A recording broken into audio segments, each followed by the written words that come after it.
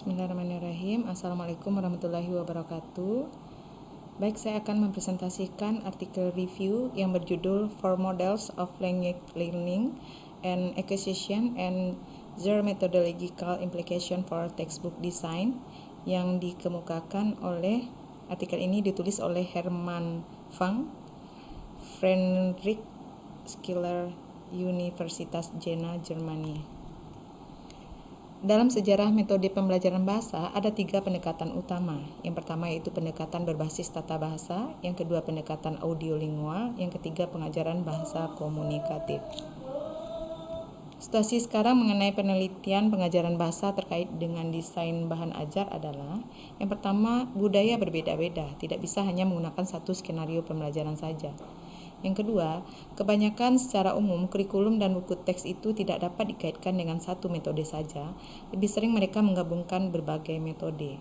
Yang ketiga, latihan-latihan dalam buku tersebut meskipun sudah dilabeli komunikatif dan audiolingual, tapi tidak mempertimbangkan konteksnya. Yang keempat, kualitas latihan itu harus diukur sesuai dengan kontribusinya terhadap latihan yang komunikatif. Jika kita setuju bahwa tujuan utama itu adalah komunikatif. Metode yang berbeda tentu hasilnya juga akan berbeda. Belum ada bukti bahwa ada metode terbaik dalam mengajarkan bahasa. Pilihan metode tergantung kepada tujuan, misalnya apakah Anda belajar berbicara atau latihan berbicara. Ada bukti bahwa waktu yang dihabiskan untuk latihan itu sangatlah penting. Artikel ini bertujuan untuk merangkum 4 model utama pembelajaran bahasa. Yang pertama yaitu model 1, Willem Leveld.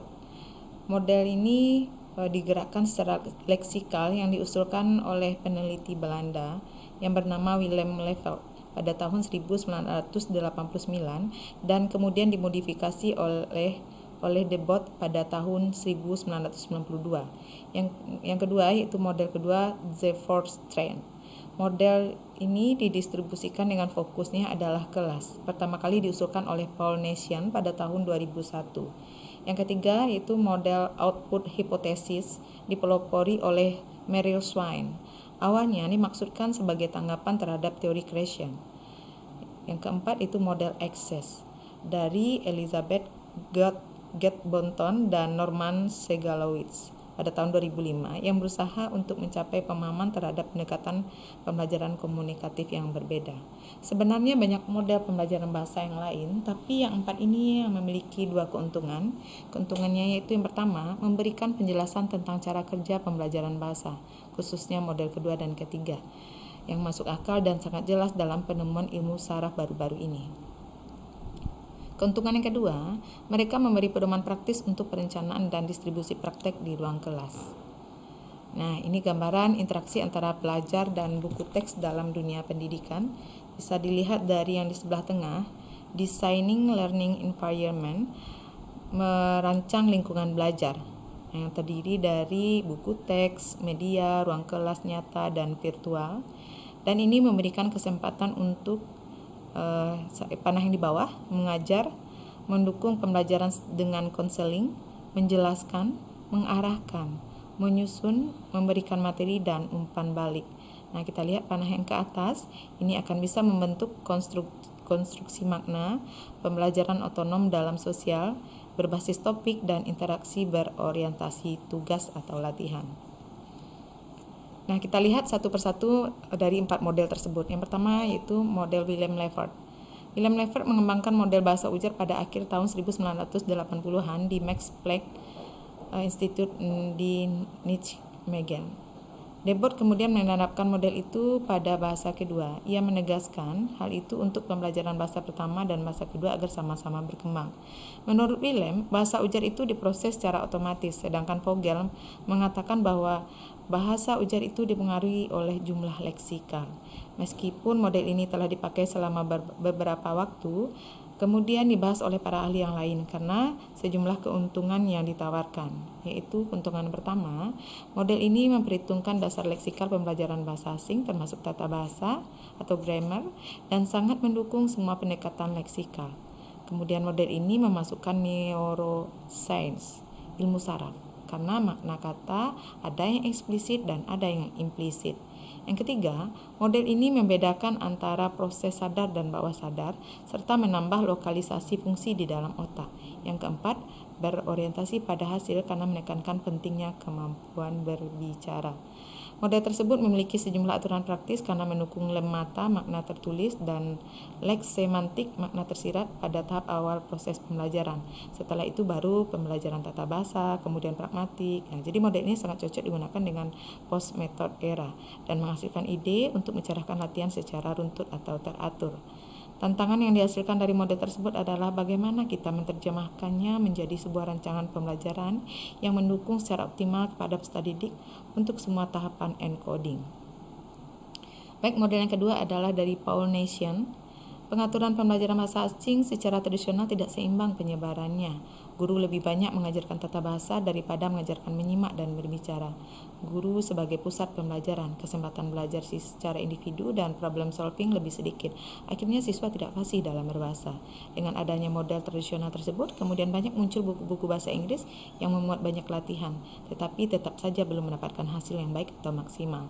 Namun, jika penerapan model Paul Nation ini benar, model ini akan mencapai tujuan yang diinginkan karena pada akhirnya siswa akan mampu berbahasa asalkan mereka diberi tahu terlebih dahulu tujuan pembelajarannya dan menyediakan materi serta waktu yang cukup untuk mereka latihan. Oleh karena itu, Nation membuat kegiatan kelas yang memadai, yaitu yang pertama masukan yang bermakna, jadi ada kata-kata yang mereka pahami, kemudian bahasa yang berfokus pada petunjuk. Nah, kita memberikan petunjuk-petunjuk kepada mereka agar bagaimana pembelajaran bisa berlangsung dengan lancar. Yang ketiga, luaran yang bermakna dan mereka bisa menghasilkan kata-kata yang mereka ketahui maknanya. Yang keempat, kelancaran praktek berbahasa. Jadi mereka langsung berpraktek untuk bagaimana bahasa mereka itu bisa disampaikan dengan lancar. Keunggulan dan tantangan model Nation. Model ini bisa digunakan untuk merancang kurikulum pembelajaran yang berorientasi tugas atau latihan, kemudian menyediakan model untuk pembuatan buku-buku teks, memancing adanya model-model penugasan yang baru, namun tidak cocok digunakan untuk urutan aktivitas kelas. Nah, maksudnya di sini, jika dipakai di kelas untuk adanya tahapan-tahapan pembelajaran atau ada kegiatan-kegiatan, mulai dari awal, kegiatan inti, kegiatan penutup, itu tidak bisa digunakan.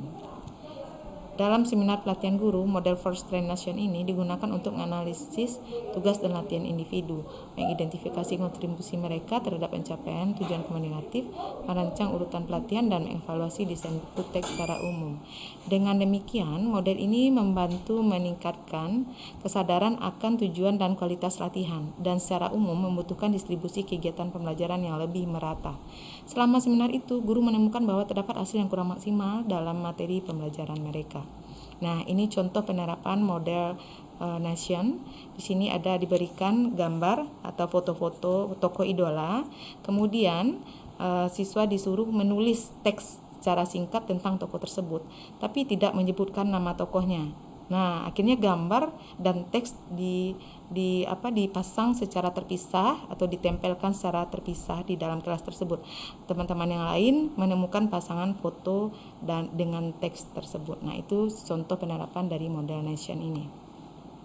Selanjutnya, model yang keempat yaitu model hipotesis output Merrill-Swain. Diskusi di kalangan pengajar bahasa pada awal pendekatan komunikatif di tahun 1980-an didominasi oleh pendekatan alamiah. Kresen memberikan pandangan terhadap proses pemerolehan bahasa dan telah mempengaruhi guru-guru pada masa itu di Amerika.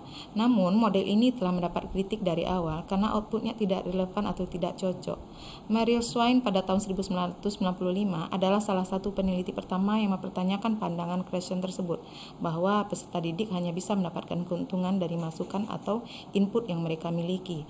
Padahal siswa juga belajar dari hasil pemikiran mereka sendiri dan bisa mendapatkan motivasi dari adanya perkembangan antar bahasa. Jadi, Merrill mengatakan bahwa siswa itu harus dimotivasi, sedangkan menurut Kresen tidak perlu adanya motivasi dalam pembelajaran. Yang penting, kata Kresen, adalah input dalam pembelajaran bahasa. Urutan kognitif yang dijelaskan oleh Swain menimbulkan dua tantangan utama bagi perancang buku teks, pengembangan kurikulum dan pembelajaran dan perencanaan pembelajaran. Yang pertama, bagaimana kita bisa membawa siswa ke posisi di mana mereka ingin menghasilkan output lebih awal pada tahap pelajaran atas dasar sedikit masukan dan sebelum tahap pembelajaran kognitif dengan fokus dalam bentuk. Yang kedua, bagaimana pendidik bahasa memastikan bahwa luaran tetap dapat diterima dan berguna sebagai dasar untuk mengembangkan bahasa lebih lanjut dan koreksi diri. Namun studi Delhi melihat dari rekaman video pembelajaran, terdapat 3 kesimpulan sehubungan dengan 2 pernyataan kunci tersebut. Yang pertama, kegiatan menyenangkan seperti permainan peran dapat mendorong minat di kalangan siswa untuk berhasil dari awal. Yang kedua, motivasi berinteraksi dengan orang lain di kelas bisa meningkatkan hasil luaran dan skenario kelas yang membutuhkan lebih dari sekedar produksi bahasa. Skenario memungkinkan gerakan di dalam kelas, pembuatan alat peraga seperti jam, boneka, gambar, dan lain sebagainya. Ketika siswa menciptakan dan memproduksi sesuatu bersama-sama, mereka bisa berbicara tentang produk mereka tersebut. Misalnya membicarakan tentang jam, membicarakan tentang boneka, gambar, dan lain sebagainya. Yang ketiga, referensi topik dan nilai komunikatif tentang tugas harus selalu dikaitkan dengan situasi kehidupan nyata dan pengalaman bahasa siswa. Nah, ini adalah pendekatan atau model yang terakhir, yaitu Access, model Elizabeth Gad-Bonton dan Norman Segalowitz.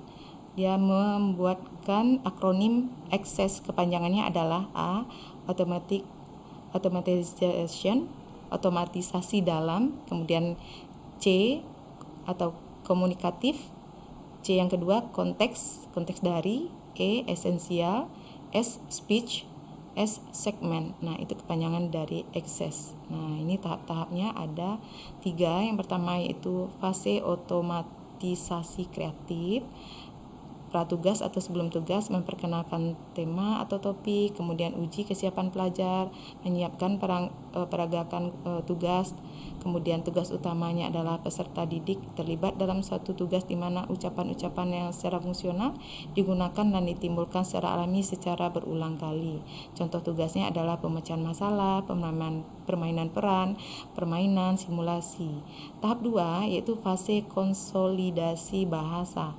Tujuannya itu memperkuat kendali pelajar atas ungkapan permasalahan yang ditimbulkan dan dipraktikkan di fase pertama.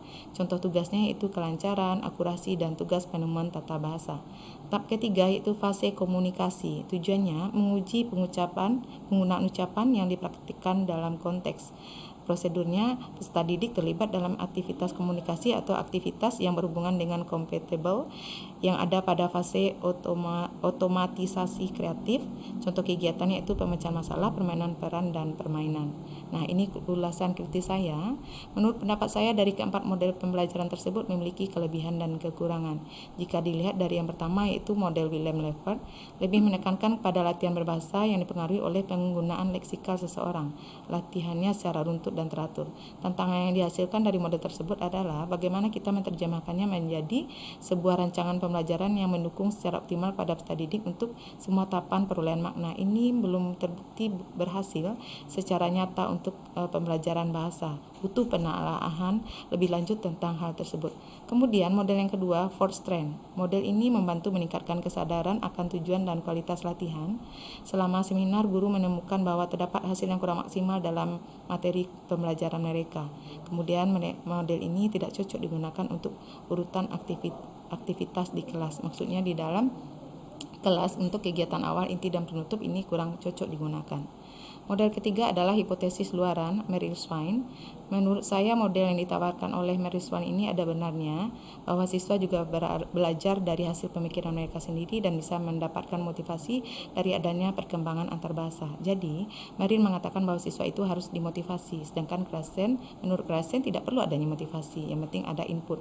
Sedangkan kita mengetahui dalam pembelajaran siswa membutuhkan motivasi yang membuat mereka bersemangat dan berhasil dalam belajar, misalnya dengan menggunakan alat peraga seperti jam, boneka, gambar, dan sebagainya. Menurut saya, model Access juga menarik karena lebih bersifat komunikatif dan memiliki tahap-tahap pembelajaran yang membuat siswa kreatif, akurasi, dan komunikatif. Model Access ini memang berfokus pada pengajaran bahasa yang komunikatif, namun kurang sesuai dengan pembelajaran individu atau perorangan karena lebih menekankan pada pembelajaran berkelompok.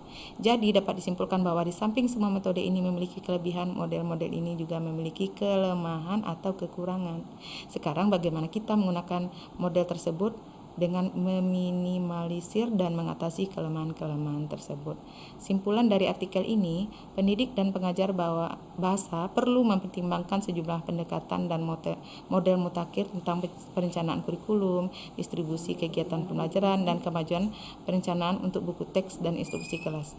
Keempat model yang akan dibahas artikel ini membutuhkan pemikiran ulang dan dengan demikian memberikan dorongan yang cukup untuk pengembangan buku teks berikutnya serta pelatihan guru. Demikian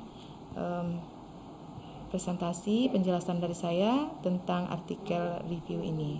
Mohon maaf atas segala kekurangan. Saya sudahi dengan Assalamualaikum warahmatullahi wabarakatuh.